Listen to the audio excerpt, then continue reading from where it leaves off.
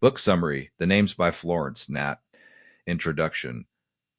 Florence Knapp's The Names is literary tour force that blends alternate realities with intimate storytelling. Set against the backdrop of domestic turmoil, the novel hinges on a deceptively simple question. Can a name change the course of life? Through the story of Cora and her newborn son, Knapp examines the profound ripple effects of trauma, autonomy, and identity over 35 years and across three distinct life paths, each shaped by different name chosen in moment of quiet rebellion, uncertainty, or fear. This emotionally powerful novel isn't just about what's a name. It's about survival, motherhood, gendered power dynamics, the weight of generational expectations, and the indomitable resilience of the human spirit. Part 1. The Storm and the Decision.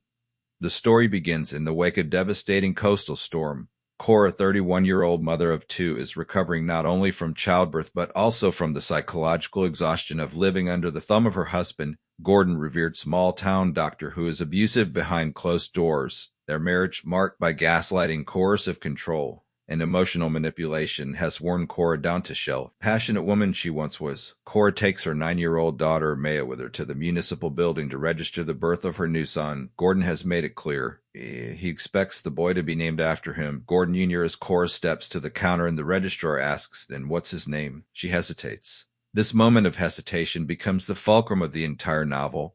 Knapp uses this scene to splinter the narrative into three alternate timelines, each following the life of the boy, and Cora's, based on the name she chooses: Gordon Jr., Samuel, or Thomas. Part 2, The Three Lives. 1. Gordon Jr., Gordy, the life of submission. In this thread, Cora complies and names her son Gordon Jr., nicknamed Gordy. This decision reinforces her submission and emboldens Gordon's control. Gordy grows up in his father's image, intelligent, athletic, and increasingly arrogant. But beneath the surface, Gordy is a deeply conflicted child, groomed to suppress emotion and dominate others. He is both perpetuator of Gordon's toxic legacy. Cora, in this life, comes increasingly isolated. Her efforts to subtly push back are met with emotional punishment. Maya, who watches her mother shrink further into silence, grows resentful. At 18, she leaves home and eventually cuts ties with her father entirely. Gordy, despite outward success, becomes emotionally unstable. He struggles in relationships, mirroring Gordon's controlling behavior. After failed marriage and duty arrest, he finally enters therapy, where he begins to unravel the poisonous inheritance of his name. By the end of this thread, Cora is Shadow, woman who gave too much away. Her son visits her rarely, still calling her mom but never quite understanding her. The cycle of trauma remains partially unbroken. 2. Samuel, the life of defiance. In this version, Cora quietly says the name Samuel after her maternal grandfather. Kind man she remembers from childhood. This is an act of defiance, small yet seismic. Gordon is furious. His response is immediate and punishing. He begins sleeping in separate rooms, stops speaking to her for days, and subtly threatens custody. But this Cora is different. The act of naming her son Samuel sparks an awakening. Begins journaling, attending secret women's support group, and saving money. Her friendship with local librarian Louisa becomes a lifeline. With Louisa's help, Cora starts to plan her escape. Samuel, meanwhile, grows up in the shadow of Gordon's disapproval but protected fiercely by Cora. Sensitive and inquisitive, he becomes aware of the tension in the household early on. Maya, inspired by her mother's bravery, supports the escape plan. After violent outbursts from Gordon when Samuel is 5, Cora takes both children and flees. With the help of shelter, she rebuilds her life in another town. The legal battle is long, but she wins partial custody and later full guardianship after Gordon's medical license is suspended due to malpractice claim. Symbolic fall from power. Samuel becomes counselor for at-risk youth. Maya becomes family lawyer specializing in domestic violence cases. Timeline, Cora lives to see her children become advocates and healers. Full circle redemption. 3. Thomas, the life of reinvention.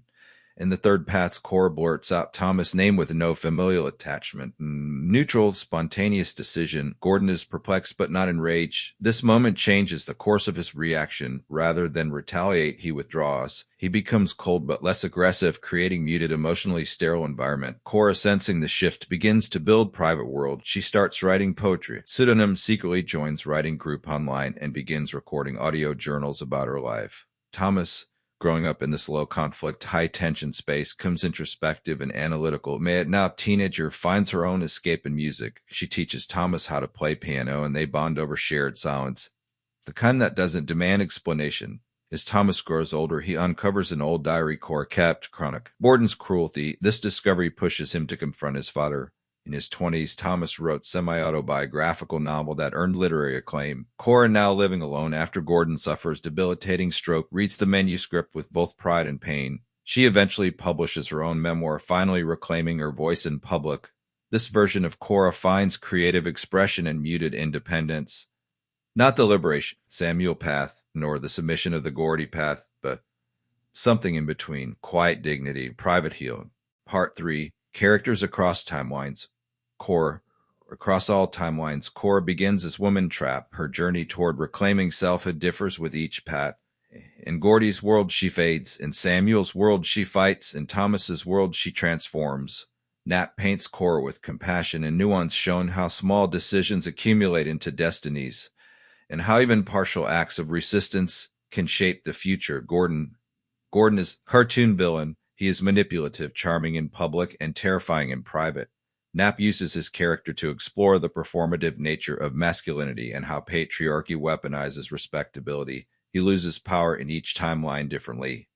Metaphor for the fragility of control. When women awaken, Maya's lodestar in the novel. Smart, observant, and emotionally attuned, she becomes surrogate parent to her younger brother. In reality, her arc is especially powerful in the Samuel timeline, where she becomes an empowered advocate. In all timelines, Maya eventually distances herself from Gordon. Themes and symbolism. 1. Names and identity. Each name, Gordon Jr., Samuel Thomas, functions as more than a label. It represents philosophical stance. Gordon Jr. equals inheritance, conformity, internalized control. Samuel equals resistance, remembrance, intergenerational strength. Thomas equals rebirth, neutrality, self-invention. Knapp invites readers to see names as living things, containers of memory, hope, and rebellion. 2. Domestic abuse and silence. Rather sensationalize abuse, Knapp illustrates its subtle tyranny, the silencing, the erasure of will, the erosion of autonomy. She writes of Cora's shrinking with empathy and precision. Abuse in the names is not always physical. It is emotional, psychological, systemic. 3. Parallel lives and what ifs. The novel shares kinship with Kate Atkinson's Life After Life or Matt Haig's The Midnight Library, but is more grounded. Knapp avoids fantasy tropes instead. Realistic divergence to explore destiny versus decision. 4. Art is liberation.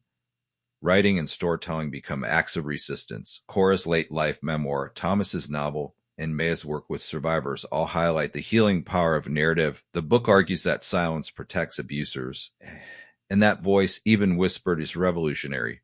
Structure and style. Knapp writes in poetic, multisensory prose. The timelines are clearly marked but interwoven with thematic and symbolic echoes. Her language is lush but restrained, balancing the lyrical with the visceral. The story uses recurring motifs. Water and storms, trauma and cleansing, mirrors and reflections, identity and perception, lullabies and music, memory and maternal connection. Each chapter rotates between timelines, creating emotional resonance across versions. The technique is demanding but rewarding.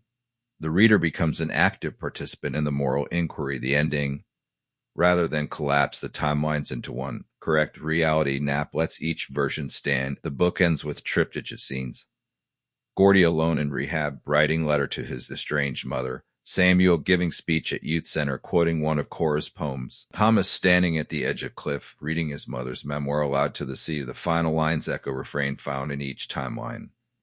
You only get one life, but sometimes you get to choose which one you live in. Critical reception and impact.